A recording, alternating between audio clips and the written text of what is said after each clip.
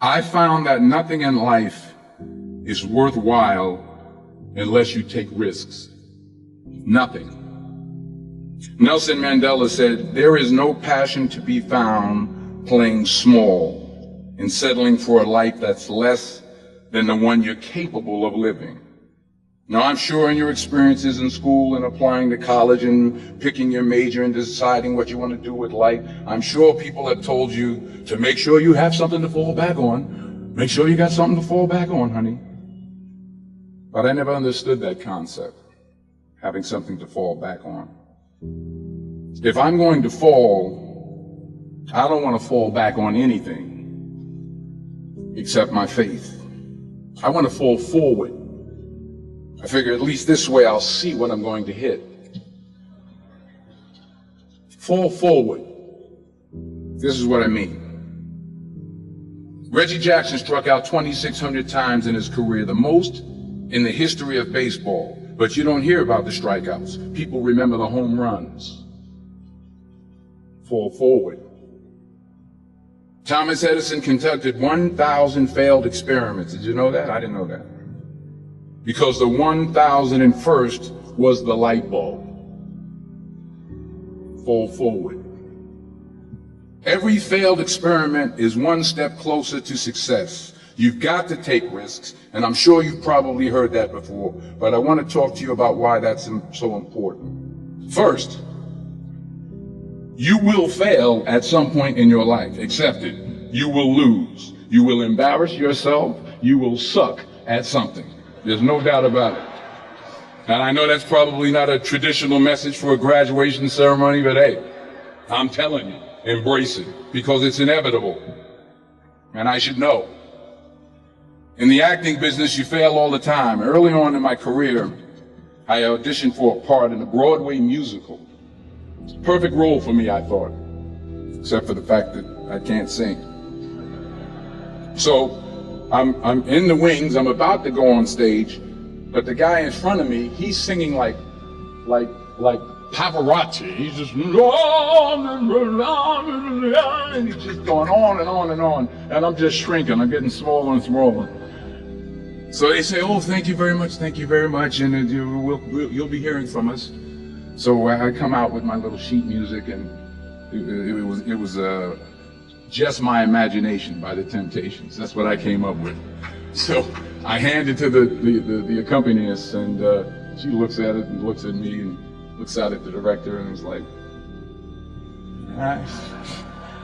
So I start, I'm gonna sing. I'm like, "It's just my imagination once again, and then coming away with me." And I'm not saying anything, so I'm thinking I'm getting better. So I just start getting into it. It was just running. This all you. Thank you very much, Mr. Washington. Thank you. So I assumed I didn't get the job. But the next part of the audition, he called me back. The next part of the audition is the acting part of the audition. Now I'm like, hey, okay, maybe I can't sing, but I know I can act. So they paired me with this guy, and again, I didn't know about musical theater. And musical theater is big, so they can reach everyone all the way in the back of the stadium.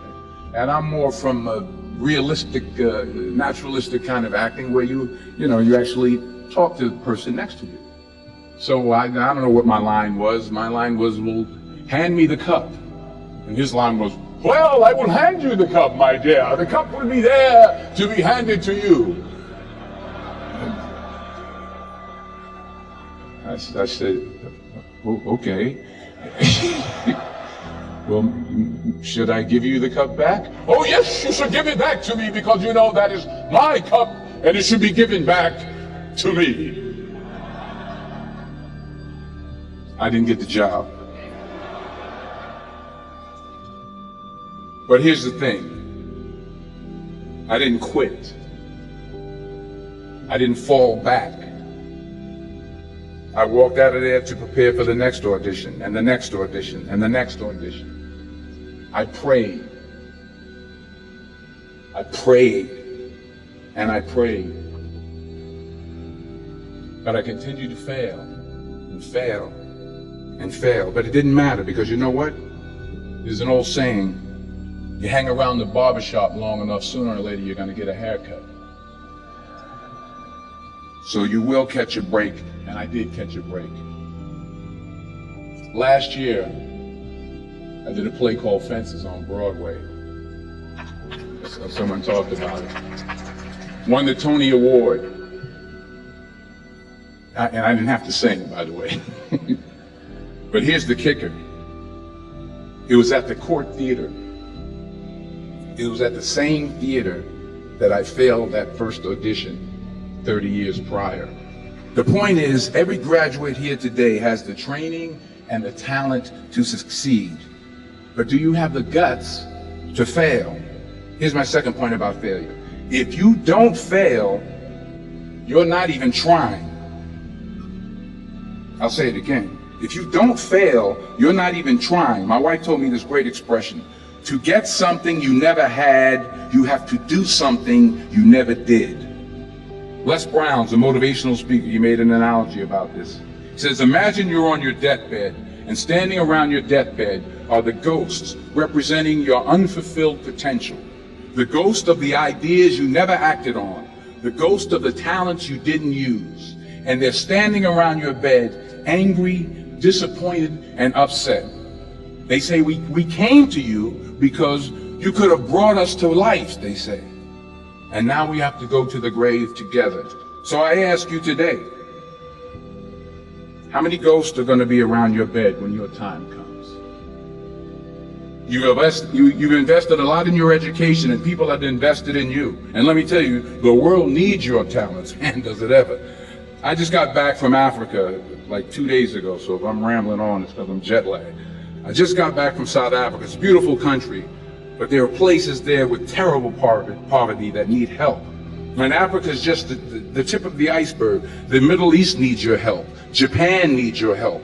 Alabama needs your help. Tennessee needs your help. Louisiana needs your help. Philadelphia needs your help. The world needs a lot, and we need it from you.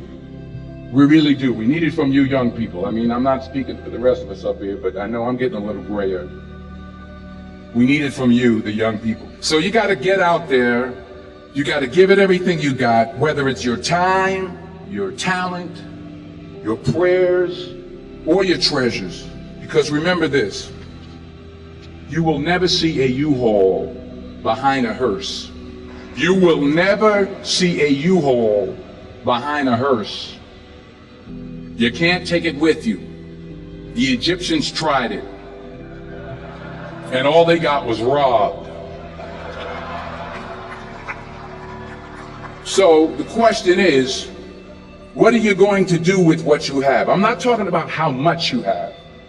Some of you are business majors, some of you are theologians, nurses, sociologists. Some of you have money, some of you have patience, some of you have kindness, some of you have love. Some of you have the gift of long suffering. Whatever it is, whatever your gift is, what are you going to do with what you have? All right, now here's my last point about failure. Sometimes it's the best way to figure out where you're going. Your life will never be a straight path. I began at Fordham University as a pre-med student. I took a course called cardiac morphogenesis. I still can't say it. Cardiac morphogenesis. I couldn't read it, I couldn't say it, I sure couldn't pass it. So then I decided to go into pre-law, then journalism. And with no academic focus, my grades took off in their own direction. Yeah, down. I was a 1.8 GPA one semester, and the university very politely suggested that it might be better to take some time off. I was 20 years old. I was at my lowest point. And then one day, and I remember the exact day, March 27th, 1975, I was helping my mother in her beauty shop. My mother owned a beauty shop up in Mount Vernon. And there was this older woman who was considered one of the elders in the town. And I didn't know her personally, but I was looking in the mirror, and every time I looked in the mirror, I could see her behind me, and she was staring at me.